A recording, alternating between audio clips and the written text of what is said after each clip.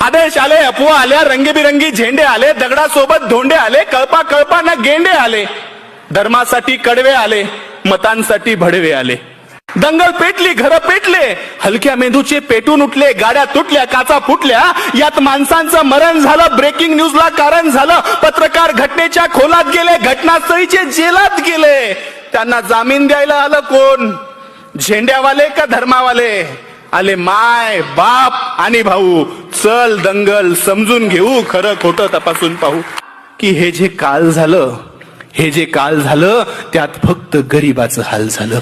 हे जे काल झालं त्यात फक्त गरिबाचं हाल झालं. पोलिसांना हुडकली, त्यात सगळी पोरं अडकली. मग दाखल केस, दाखल शिक्षा, मग कशाची शाळा न कशाची परीक्षा. मग पोलीस स्टेशनात गाड्या आला, दंगल पेटवणारा भाड्या आला, त्यांची आपापसात मीटिंग झाली, आतल्या आत सेटिंग झाली, पैशानं कोंडी फुटली, पुढाऱ्यांची पोरं सुटली. असं सगळं घडतं दंगलीच्या भोवताल. असं सगळं घडतं दंगलीच्या भोवताल. पेटवणाऱ्याची सुटतात, बाकी भाकरीसाठी मवताल. आता त्यांच्या ढुंगणावर जेलात रोज कचून दंडे पडतात. पेटवणाऱ्याची सुटली, बाकी सालोसाल सडतात. असं सगळं दंगलीमध्ये होत असतं भाऊ. चल दंगल समजून घेऊ, खरं खोटं तपासून